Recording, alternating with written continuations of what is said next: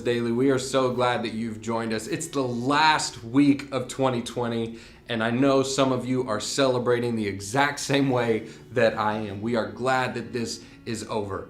But what you are going to see this week on Compass Daily is we're going to have a time of worship like we always do, and you're going to hear from one of our pastors. But these are going to be some of our favorite moments from this last year through Compass Daily. So if you find yourself going, I think I've heard this before, I think I've listened to this before, you probably have. Give it another listen, because we know that if it can transform someone's life 6 months ago, it can transform your life right now. So guys, join with me as we sing and as we hear from one of our pastors this morning on Compass Daily. Good morning, Compass Daily. Our God is faithful. He is trustworthy. Let's worship Him this morning.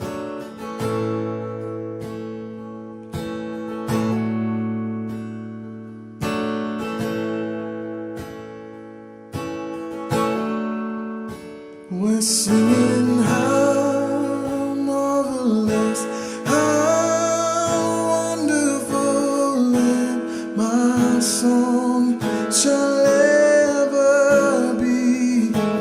How marvelous, how wonderful is my Savior's love for me.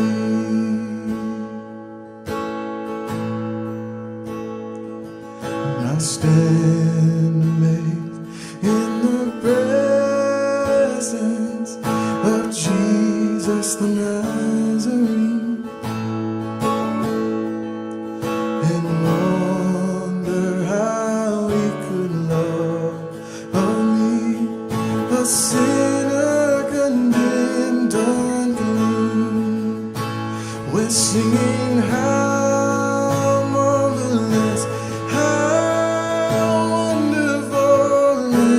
my song shall ever be. How marvelous, how wonderful is my Savior's love for me.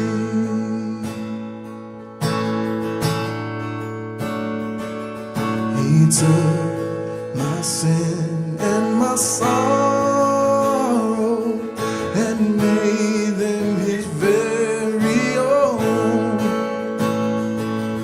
He bore my burden to Calvary and suffered and died alone.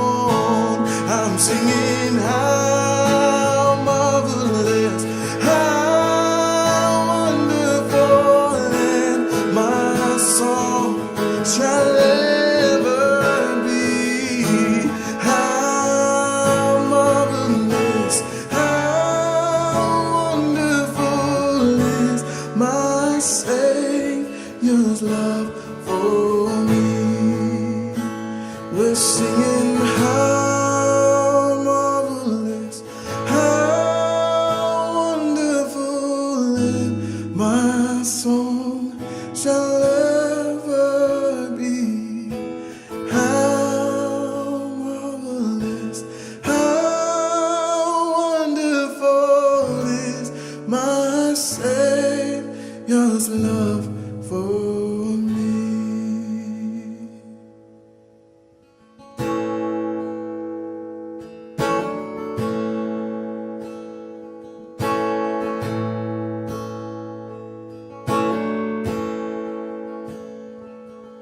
Sing a little louder in the presence of my enemies. Sing a little louder, louder than the unbelief. Sing a little louder, my weapon is a melody. Sing a little louder, heaven comes to fight for me. Sing a little louder in the presence of my enemies. Sing a little louder, louder than the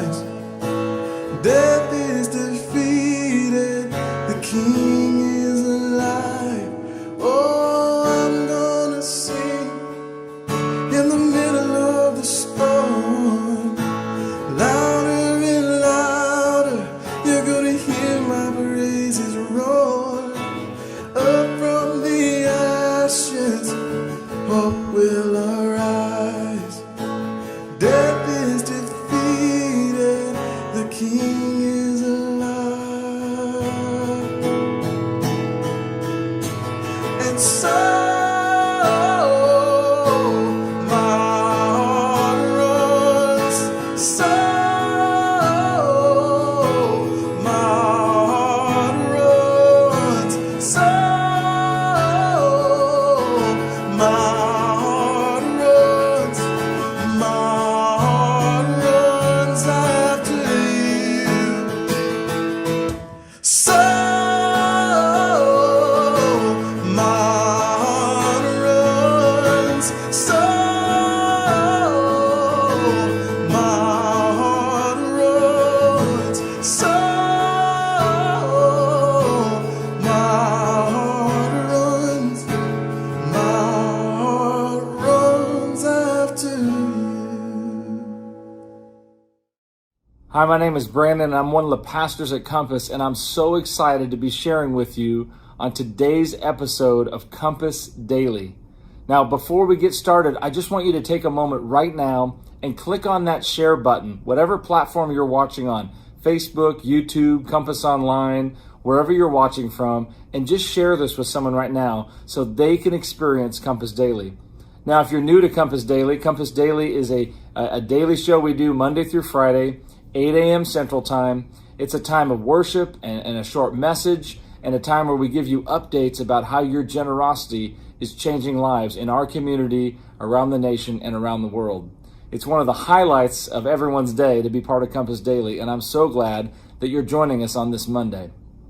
This week, I just want to report to you, this is so exciting. Your generosity sent thousands, that's right, I said thousands of boxes of food to the Navajo Indian community in Winslow, Arizona. Your generosity helped people who were in desperate need and really needed food and really needed some sustenance and some hope. And you brought that to them this week. So I just want to say thank you on behalf of our whole team for your generosity. If you want to participate in generosity here at Compass and you want to be part of projects like that, you can click on the Give button in the platform that you're watching on. You can click on the link in the chat room. It'll be in there. You can also text Compass Church to 77977 and help us share God's love in a practical way to many, many thousands of people here in our community and around the world. So thank you in advance for your generosity. Well, let's get into the message today and what we're going to talk about. I'm excited because this week we're going to spend the entire week talking about the book of James. The book of James. It's one of the most challenging and helpful books in the Bible, in my opinion.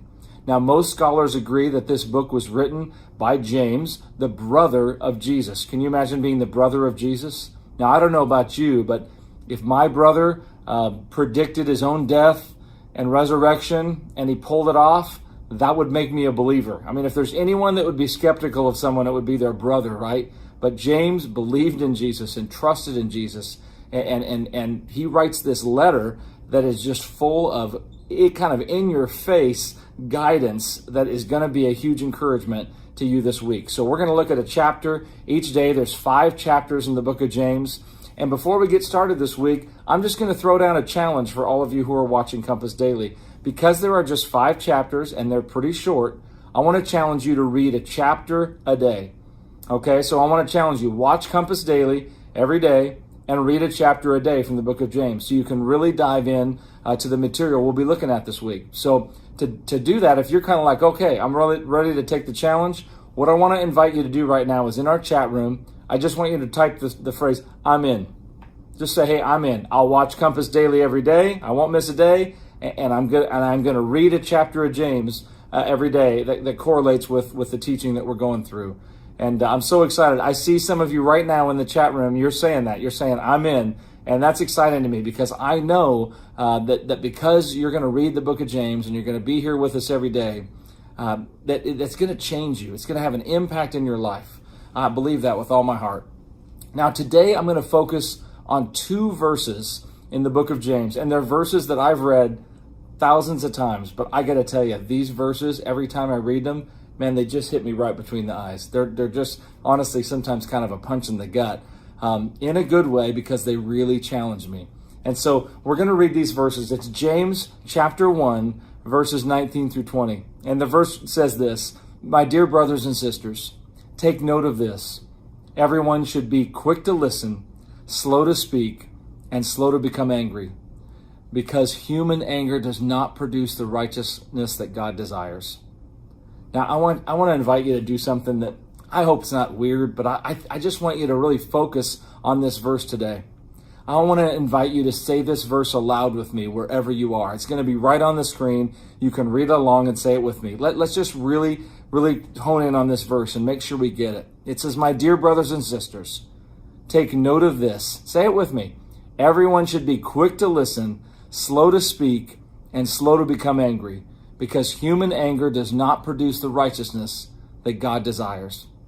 You see, anger is your body's way of telling you that you're not getting your way. Your will has been blocked. And we all know how that feels. And when some of our wills are blocked, we don't respond in a good way. We respond in anger. Some of us respond like a 2-liter bottle of Coke that's just been filled with Mentos. You ever seen those YouTube videos? We just blow up everywhere. Some of us respond by just freaking out and throwing things around, and we kind of lose our temper. Others of us, instead of turning into the Incredible Hulk, we internalize things and we just keep it inside, but we're angry. And anger has this impact on all of us, and it can lead us to say things and do things that we really regret. We've all been there. Proverbs 17:14 says this, "Starting a quarrel is like breaching a dam, so drop the matter before a dispute breaks out." Proverbs 15 verse 1 says this, "A gentle answer turns away wrath, but a harsh word stirs up anger." Now, I'm going to ask you a hard question right now. How many of you can think of a moment in your life, a moment of anger, that produced tremendous pain in your life or someone else's? I know I can. Anger is something I've struggled with most of my life. I've struggled to control it. I've really battled it. I was adopted at birth, and about 20 years ago, I met my birth family for the first time. Our first meeting was one I'll never forget.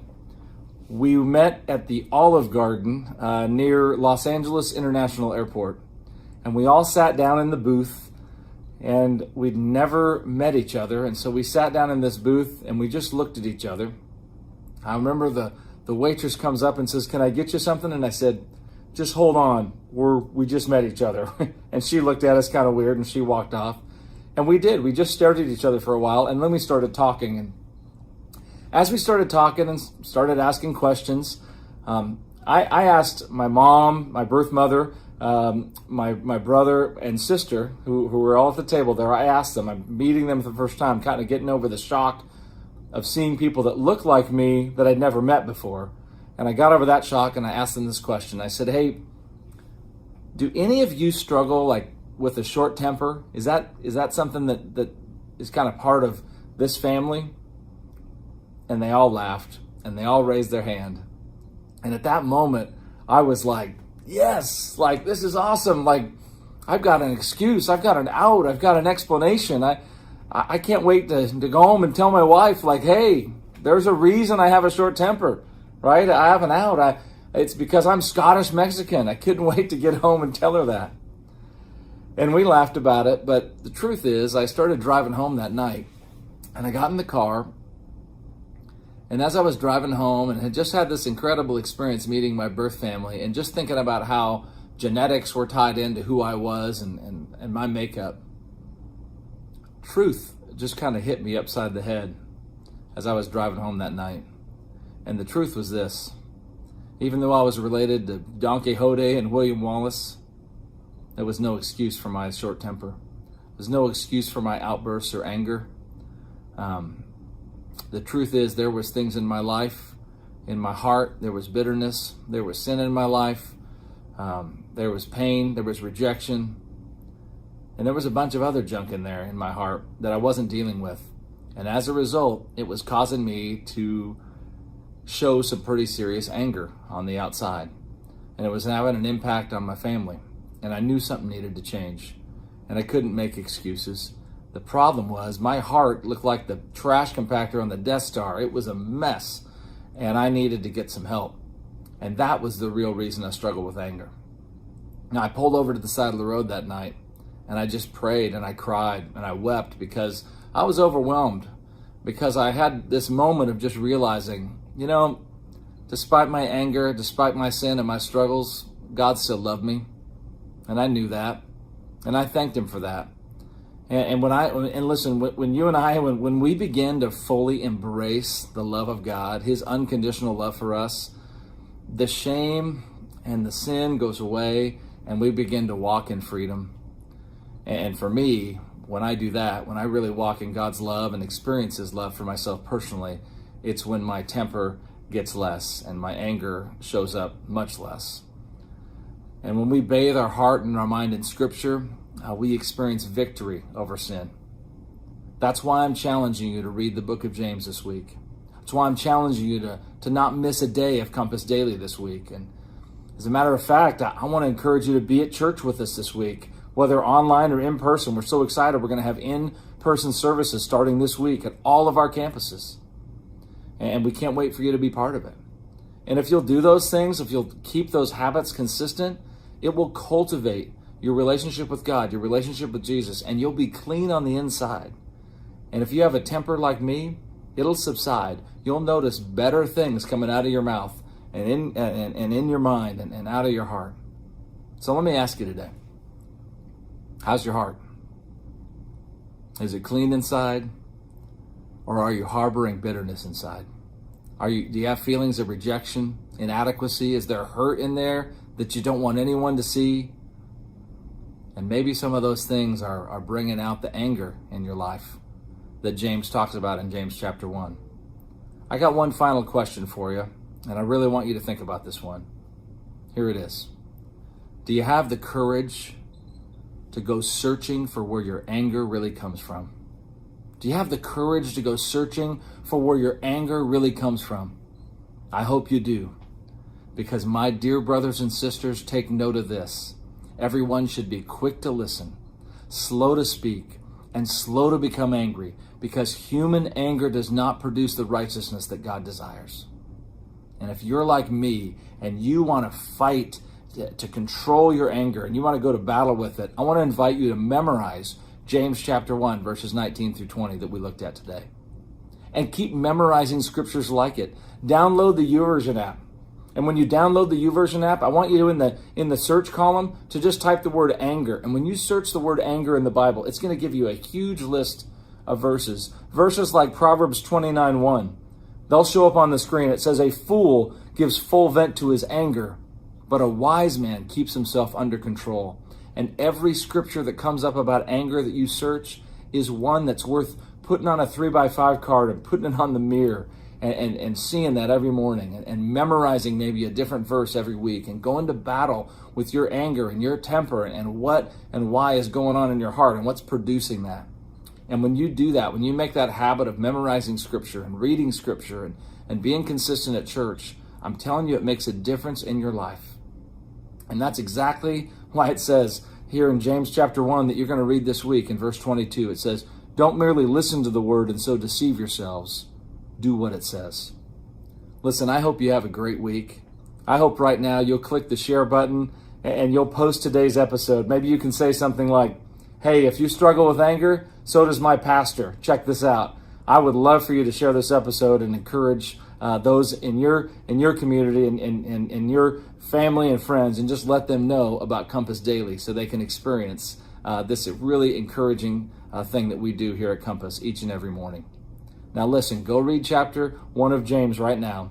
Join us tomorrow on Compass Daily, and we hope to see you in person or online at Compass this week. Have a great day. Hey, thank you guys for joining us today on Compass Daily. We want to see you in person at the start of the new year. If you want to find out about the times and locations and the ways that you can join and be a part of the Compass family, you can go to compass.church, and we will see you next time on Compass Daily.